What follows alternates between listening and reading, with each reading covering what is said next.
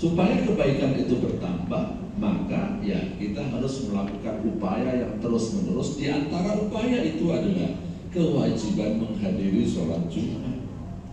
Sholat Jumat itu mutlak wajib bagi laki-laki yang sehat dan tidak sedang dalam perjalanan. Tidak ada khilafiyah, tidak perlu dipertimbangkan. Membicarakan hukum sholat Jumat udah kelewat. Wajib mutlak harus dihadiri.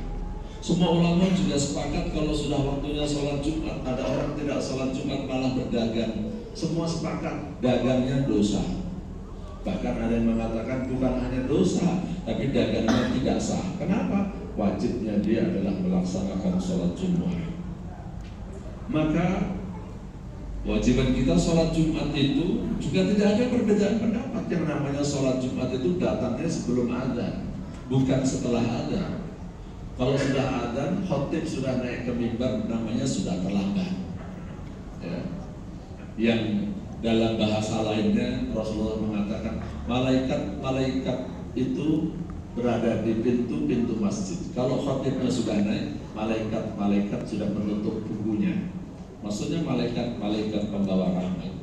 Malaikat raqib atid tetap mencatat amal kita masing-masing, yang baik dan yang buruk semua dicatat. Ya. Tapi malaikat rahmat kalau sudah waktunya khutbah sudah selesai, ya. Tidak mendoakan kepada orang-orang yang terlambat itu, yang didoakan orang-orang yang datang sebelum terlambat. Kenapa? Kalau sudah waktunya khutbah, sudah waktunya untuk mendengarkan khutbah. Begitu pentingnya. Apa yang tujuannya? Tujuannya agar kita semakin hari tingkat ketakwaan kita kepada Allah itu meningkat terus. Semakin lama semakin baik, semakin tua semakin dekat kepada Allah Subhanahu wa Ta'ala. Maka oleh sebab itu jamaah sekalian, hari ini saya mengingatkan untuk diri saya pribadi dan seluruh jamaah, mari kita bersama-sama meningkatkan kualitas diri kita. Ya, kalau saya bicara meningkatkan kualitas itu bukan hanya kualitas kesehatan, kualitas keuangan. Boleh kita berbicara untuk meningkatkan kualitas keuangan, kualitas kesehatan, kualitas intelektual. Tetapi yang terpenting bagi kita adalah kualitas iman, Islam, dan takwa kita kepada Allah Subhanahu wa Ta'ala. Sampai-sampai kalau ada khutbah tanpa ada pesan takwa, maka khutbahnya tidak sah. Ya. Khutbah itu menjadi rukunnya sholat Jumat. Rukunnya khutbah itu diantaranya harus ada pesan kepada jamaah untuk meningkatkan takwa kepada Allah Subhanahu wa Ta'ala. Terlebih jamaah sekalian, hari ini kita masih berada di bulan Dzulhijjah. Ya, kalau kita kemarin hari Kamis melaksanakan sholat Idul Adha itu berarti tanggal 10 Dzulhijjah. Maka hari ini Jumat tanggal 11, besok Sabtu tanggal 12, dan hari Ahad, ya, hari Ahad dalam bahasa Arab Yaumul Ahad itu tanggal 13 Dzulhijjah. Jumat, Sabtu, dan Ahad 11, 12, dan 13 Dzulhijjah ini dalam istilah hadis disebut dengan ayyamut tasyrik, hari tasyrik. Apa itu ayyamut tasyrik? Ayyamut tasyrik dalam hadis disebutkan dengan ayyamu aklin wa syurbin wa dhikrin wa dzikrin, atau kama qala Rasulullah. Hari tasyrik itu adalah hari makan minum dan hari menyembelih dan hari berzikir. Maksudnya pada hari tasyrik ini masih sama dengan Idul Adha jamaah sekalian. Kita masih sah melaksanakan penyembelihan hewan kurban dan kita masih dilarang untuk berpuasa. Barangkali ada jamaah yang alhamdulillah rutin melaksanakan puasa sunnah tanggal 13, 14, 15 setiap bulan Hijriah, maka ketahui khusus di bulan Dzulhijjah ini 11, 12, dan 13 itu disebut dengan hari tasyrik, dilarang, diharamkan berpuasa. Jumat, Sabtu, Ahad, ya, karena ini disebut dengan ayyamut tasyrik. Ini mungkin adik-adik remaja mungkin jarang mendengar istilah ini, maka perlu saya sampaikan. Jadi kalau dibandingkan dengan Idul Fitri, sebenarnya Idul Fitri itu di dalam Islam hanya 1 hari, tapi di kalender kita liburnya 2 hari, ya, sehingga kadang-kadang mereka salah paham. Kalau hari kedua seakan-akan tidak boleh puasa, ini salah. Kalau Idul Fitri sebenarnya cuma 1 hari, 1 Syawal itulah Idul Fitri. Kalau Idul Adha itu 10 Syawal, 10 Dzulhijjah. Nah, ayyamut tasyrik itu 11, 12, dan 13 Dzulhijjah. Ini adalah hari makan dan minum ini adalah hari penyembelihan kurban, dan ini adalah hari-hari berzikir. Kalau jamaah haji tanggal 9 Dzulhijjah mereka wukuf, tanggal 10, 11, 12, 13 mereka melempar jumroh. Jamaah haji itu tidak ada yang puasa Arafah, ya. Jamaah haji itu tidak puasa Arafah. Yang puasa Arafah kita yang tidak sedang melaksanakan ibadah haji, ya. Ini kadang-kadang banyak yang salah paham antara puasa Arafah dengan 9 dan wukuf dan lain sebagainya. Jadi setidaknya hari ini saya ingin menyampaikan tentang Ayyamut Tasyrik. Jamaah sekalian, Ayyamut Tasyrik itu ada pada 11, 12, dan 13 Dzulhijjah. Yang tadi saya katakan ini masih boleh melakukan penyembelihan hewan kurban. Perintah untuk melaksanakan kurban dalam satu surah yang kita sudah hafal semua dan tadi sudah saya bacakan, inna a'tainakal kautsar fasholli lirabbika wanhar inna syani'aka huwal abtar. Ini mengisyaratkan kepada kita bahwa umat Islam itu diminta oleh Allah idealnya memiliki dua kekuatan sekaligus. Satu kekuatan fisik, yang kedua kekuatan finansial. Kekuatan fisik itu disimbolkan dengan sholat. Orang kalau mau sholat, kalau mau sempurna itu perlu fisik yang sehat. Berangkat ke masjid, ya, bukan sholat di rumah berjamaah sehari 5 kali berdiri. Ya kalau sakit boleh duduk, boleh bahkan berbaring. Tapi idealnya yang sempurnanya adalah sholat 5 waktu itu ya berangkat ke masjid berjamaah dan berdiri. Itu perlu fisik yang sehat. Kurban itu merepresentasikan dan mengisyaratkan kekuatan finansial.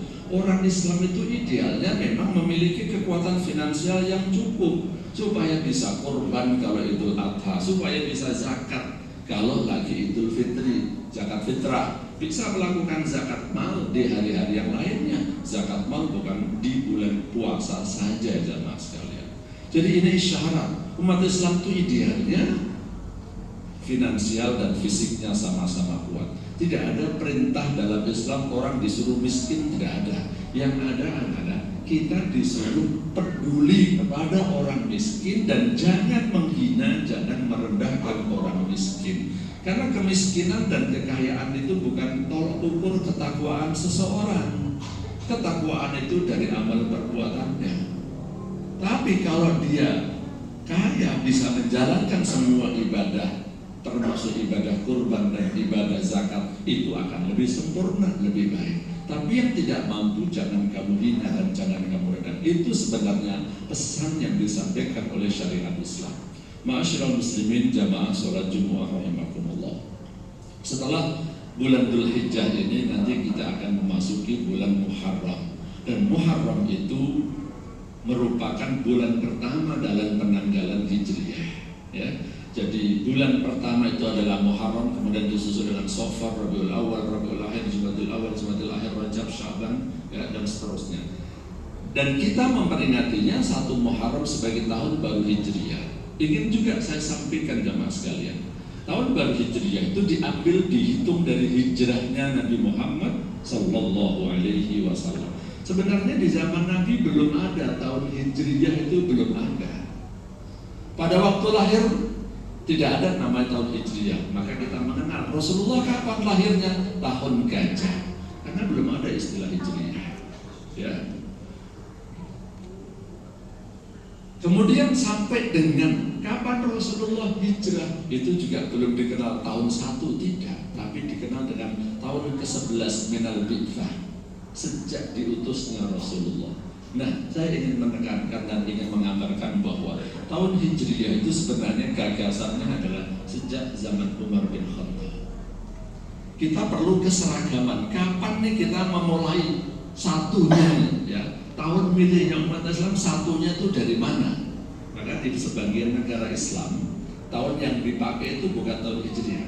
Ada yang menggunakan tahun sejak wafatnya Rasulullah, ada yang sejak lahirnya Rasulullah, ya. Tapi secara umum kebanyakan menggunakan parameter Hijriyah. Hijriyah itu berarti tahun satunya adalah ketika Rasulullah hijrah, ketika Rasulullah kira-kira berusia, ya, antara 11 hingga 13 tahun, ya. Nah, ini menunjukkan betapa pentingnya hijrah, jemaah sekalian. Sehingga di dalam ayat Al-Quran yang tadi saya bacakan, innal ladzina amanu wal ladzina hajaru wa jahadu fi sabilillah ulaika yarjuna rahmatallah wallahu ghafurur rahim. Sesungguhnya orang-orang yang beriman dan orang-orang yang berhijrah dan orang-orang yang berjihad di jalan Allah, sesungguhnya mereka itulah orang-orang yang mengharapkan rahmat Allah Subhanahu wa taala. Ini menunjukkan betapa pentingnya hijrah. Hijrah itu punya pengaruh yang luar biasa terhadap penyebaran Islam. Ya. Dengan kata singkatnya, karena ini adalah khutbah Jumat, saya tidak bisa dan tidak boleh berpanjang lebar. Konon Rasulullah memulai dakwah di Makkah itu sulit mendapatkan penerimaan dari masyarakat. Dengan kata lain, masyarakat Makkah itu didakwahi sama Rasulullah susah banget, karena melihat kayaknya Rasulullah tetangganya sendiri, penduduk setempat, kurang menghargai penduduk pribumi kira-kira waktu itu. Sehingga akhirnya Rasulullah mencoba hijrah ke Taif, Rasulullah hijrah ke Habasyah, Ethiopia, tapi kurang berhasil. Sampai akhirnya Rasulullah diperintahkan oleh hijrah ke Madinah, dan alhamdulillah dari Madinah itu Islam bisa tersebar hingga ke seluruh pelosok dunia, termasuk sampai ke Indonesia, dan kita pun menjadi pengikut Islam. Ini di antara manfaat dan keberkahan dari hijrah. Maka orang-orang yang berhijrah itu memiliki keutamaan tersebut. Sahabat-sahabat Nabi yang mau ikut hijrah bersama Rasulullah dari Makkah ke Madinah dalam rangka menyebarkan Islam, ini mereka mendapatkan predikat dan pujian dari Allah, diungkapkan yarjuna rahmatullah. Itulah orang-orang yang mengharapkan rahmat Allah Subhanahu wa taala. Dan di ayat yang lain lagi yang tadi saya bacakan, ya, diungkapkan yajid fil ardi muraghaman katsiran wasa'a. Kalau mau hijrah, insya Allah akan mendapatkan rezeki yang banyak. Bumi Allah itu luas, bisa kita dapatkan rezeki dari Makkah maupun dari Madinah, jamaah sekalian. Nah, pada sekarang ini, jamaah sekalian, kata hijrah kadang-kadang dimaknai dengan hijrah secara majas, ya, secara kiasan. Hijrah itu berarti berpindah dari satu kondisi ke kondisi yang lain. Hijrah dalam arti yang sebenarnya maksudnya adalah hijrah dari Makkah ke Madinah. Itu yang dimaksud di dalam sejarah tentang hijrah. Tetapi kata Rasulullah, la hijrata ba'dal fath. Setelah terjadinya Fathu Makkah, artinya Rasulullah sudah bisa mengislamisasikan penduduk Makkah. Ya. Nanti jalan Rasulullah wafat itu kan Rasulullah balik ke lagi Makkah, dan orang-orang Makkah akhirnya yadkhuluna fi dinillahi afwaja. Setelah itu tidak ada hijrah lagi secara fisik. Jadi tidak ada perintah secara fisik. Kita harus rame-rame berangkat ke Madinah, pindah dari Indonesia, tidak ada. La hijrata ba'dal fath. Yang ada adalah hijrah dalam arti kiasan. Kita hijrah dari kondisi yang tidak baik menjadi kondisi yang lebih baik. Hijrah dari kejahilian menuju keimanan dan keislaman. Hijrah dari yang dulu banyak berbuat maksiat, sekarang kita hijrah menjadi orang yang banyak berbuat taat dan meninggalkan maksiat. Mudah-mudahan Allah Subhanahu wa taala memberikan taufik dan hidayah kepada kita semua dan keluarga kita semua untuk bisa berhijrah secara maknawiyah, secara kiasan menjadi manusia-manusia yang lebih baik di sisi Allah Subhanahu wa taala. Barakallahu li wa lakum fil Qur'anil azim wa nafa'ani wa iyyakum bima fihi minal ayati wa dzikril hakim wa taqabbala minni wa minkum tilawatahu innahu huwas samiul alim wastaghfiruhu innahu huwal ghafurur